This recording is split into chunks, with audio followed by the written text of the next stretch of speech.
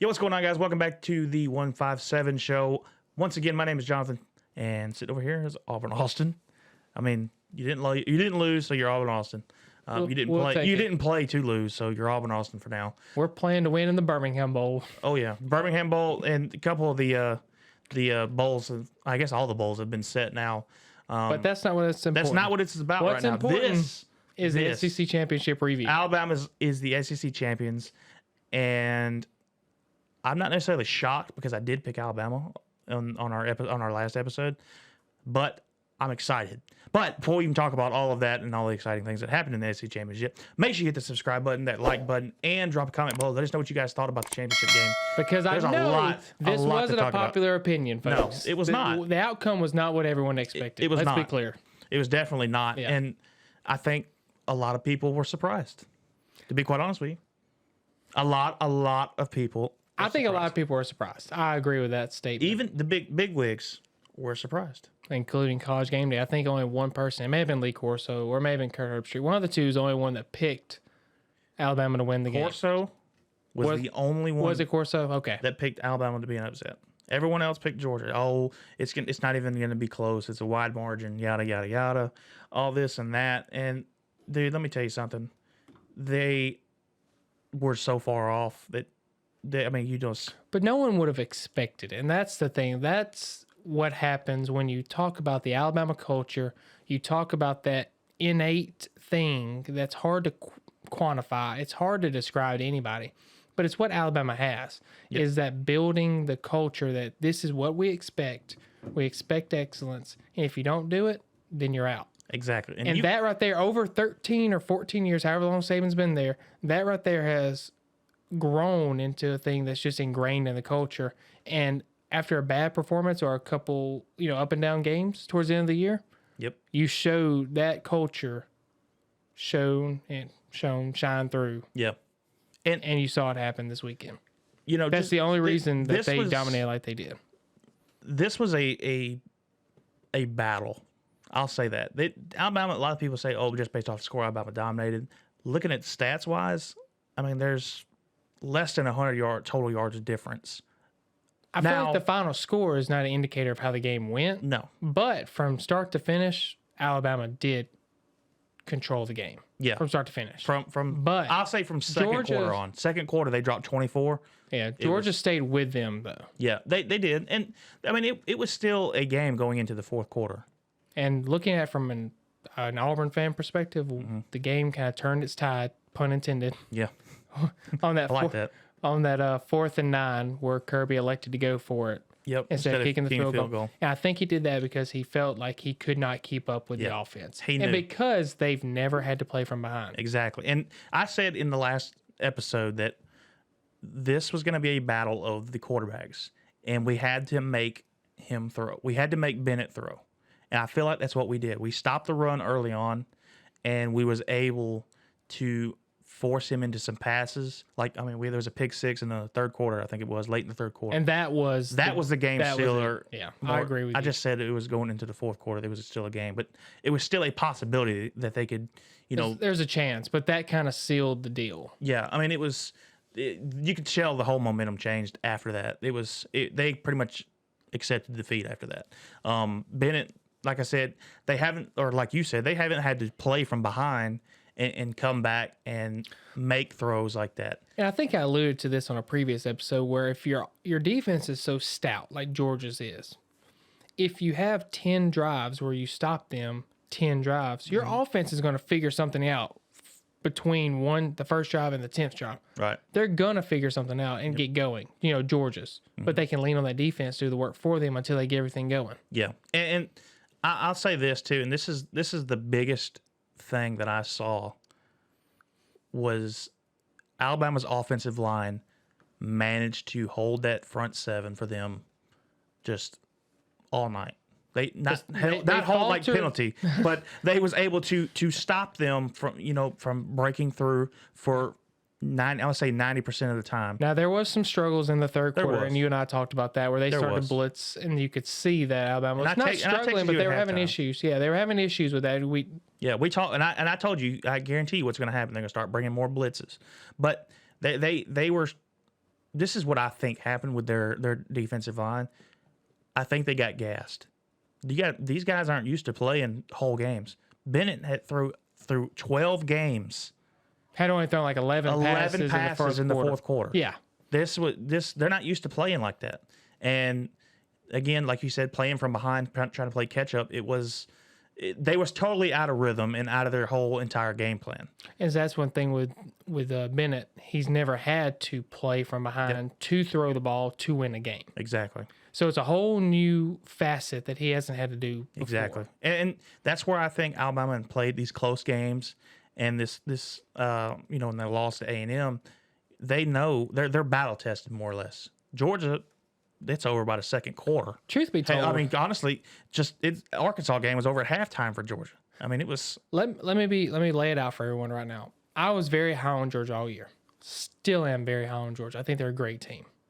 No, there's but no doubt. When I saw their schedule and I really thought about what the team's final record was this year, they did have a relatively weak schedule in terms of the teams that they had to play. They did not play a team, but they played brands of teams. They like did. we talked about, like the Clemson brand, They the did. Florida brand. We talked about that stuff. Year for Clemson, no doubt. Three losses, I believe. But here's the stat that really kind of sets the tone for their defense for them and why it was overblown. They did not play an offense in the top 40 in college football. Yeah. Of course, hindsight's 2020 right now. We're able to cherry pick these stats and say these things, and we're knocking Georgia. But going into this game, I thought Georgia was the best team in the country. Multiple people did.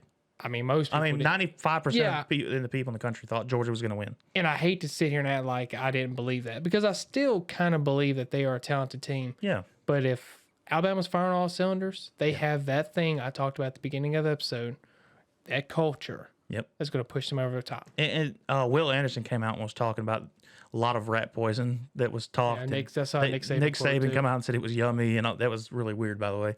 But coming out and said that all the rat poison that was fed, that Alabama was not even going to be able to stand up to this defense. Oh, and Saban loved that. I bet he ate it up. Ate it up. I bet he ate it up. I guarantee you, he fed it to his players all the time. Now you saw it. I mean, and they came out fired up, and I mean they was ready to roll. Yeah, when Williams caught that, I think it was a 56-yard bomb. It's something close to that. Yeah, I was like, damn. Is that the one, the first that score, was or the one after halftime where it was just straight over both? It was deep ball. There was I think it's the one that you're talking about. The second one. The second one was after halftime, like their opening drive. Yes. The second one, the corner was running with him. He made it 31-17. Yes. I think that was it. Yeah. I think it was a 56-yard bomb. Yep. I was like, damn, if that had only been 4 more yards, he'd have that 7th reception of over 60 yards of the year. Yeah. So, I mean, that's your deep threat. Unfortunately, Alabama did lose Mechie. We did. Which is your short. He's your little short nickel and dimey down the field, but he can do a vertical. He can get open when he needs to, and you can see that in the game. He caught a couple of deep passes, caught a couple of critical passes, and unfortunately, my guy Slade Bolden is going to be playing more now than what we're used to. But there's a lot of young guys that are going to step up and play. You saw him come in the game after he got hurt. The offense didn't necessarily keep rolling the same way, but it's hard to do that whenever one of your top guys goes down. One of your captains. And then we're already hurt. We in the third quarter. I'm surprised Robinson plays as many snaps as he did. I was too, and I don't. But Sanders couldn't get it going. Like he could. Robinson struggled as well. I don't want to take away from Sanders. He had a critical run to get one of the first downs that we desperately needed just to keep the drive flowing. Mm-hmm. But late, and this I want to stand by this to this day.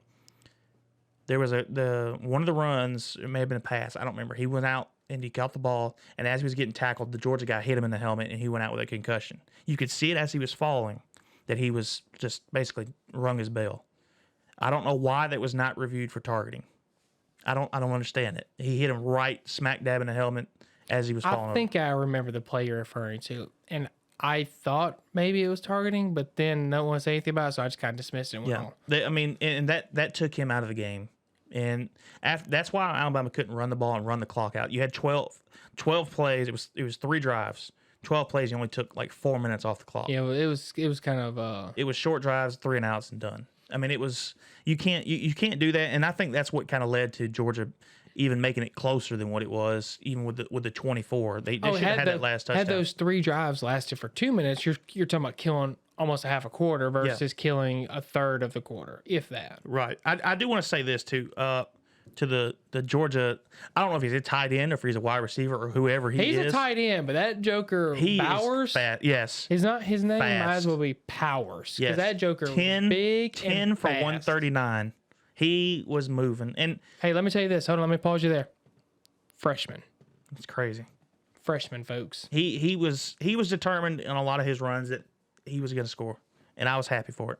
Yeah, he was an exciting player. He's electric. He was. I appreciate that. What's crazy is all the injuries they suffered, he wouldn't have played this year. I saw that in another thread that I was reading too, that a lot of these guys that played this whole year for Georgia on offense, they wouldn't have started had their injuries and all that stuff. Like Pickens, you saw that reference. Yeah. Yeah. But another thing too I want to talk about, Bryce Young played phenomenal. Heisman winner. Phenomenal decisions. He wrapped up the Heisman that night. Let me tell you the Heisman moment that's going to be shown. I'll give you 2 of them just in case I'm wrong on one. One was a scramble out right before halftime, and he ran in for a touchdown. Wide open field. Nobody within 20, 30 yards. Second one was the scramble out of the sack, the possible sack. Scrambled out. The corner come off of Robinson that was out there, and he pitched it out to Robinson. Robinson, got in for at least the first down. That was a play that just showed just how elite he is in awareness and stuff like that. That he would have just anybody else would have went down and took the what yardage he got. But he was smart enough, and he know his guys well there. He was able to pitch it out. And to me, that was just a cool play. The scramble, when he made that scramble, I said if they win this game, or if he just continues playing like he is, he's got the Heisman. Yeah, and he played absolutely phenomenal. Just straight up shredded this, and I know this elite Georgia defense. Straight up shredded. Still elite. No, yeah, I don't want to take anything away. Yeah. They're still elite, but they were exposed. They were exposed, yes. And I think they got gassed. I think they got gassed because, late in the third quarter, going into the fourth quarter, their big Davis, Jordan Davis. You could see him. He wasn't even rushing. He was standing up, holding the offensive lineman. He was not wanting to come. He was done. They were helping each other out. They were both done. tired. Yeah, they were holding each other up because they knew they were done. Yeah. Let me just see. Time possession. Alabama had 25-47, and then Georgia had 34-13. There was kind of some penalty yards that too many that I don't really particularly care for. 7 for 85 for Alabama and 6 for 45 for Georgia. And I was looking for the total plays. Alabama played 70 and Georgia had 78. But again, we would have had more had we been able to run the ball in the late game. Drives. I think you could have possibly seen maybe upwards to 80 to 90 plays by Alabama, which may have just gassed them even more. But that's pretty much it. Alabama that went into 41-24. It was a shocker. Let's be real. I know you picked Alabama. I was in there screaming and hollering, dude. I was so ecstatic. Yeah, you picked Alabama. I give it to you. That was a little bit of red and white there coming through, but good job. It was a good pick. I'm excited for the potential rematch, which y'all have to check out our college football playoff rankings video, which will drop shortly after this one. Yep. And let us know what you think about that as well. Now, and then I'll leave you guys with this. This is the same score that we won by. Same score as last year in Tuscaloosa. 41-24. So, I don't know if that was planned or what, but it happened. So, now that that's said, what happens if Georgia 2nd and 26 is you this year in the national championship? I will say this. What if? If they do, it wouldn't surprise me.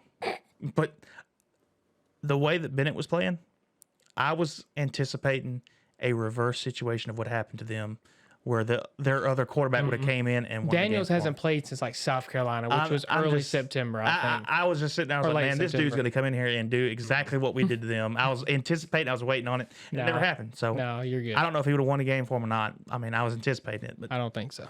But anyway, I appreciate you guys for watching, man. That's pretty much all we got to say about it. It was a good game, great win by Alabama, and going into the playoffs now, and it pretty much solidified Bryce Young as your Heisman, I think. That was a mouthful, folks. It was a mouthful, and I'm pretty, But anyway, I appreciate you guys for watching, man. Make sure you hit the subscribe button, that like button, drop a comment below. Let us know what you guys thought about the game, man. And I know you guys have some thoughts about the game because it was such a good game and a lot of people were doubting Alabama.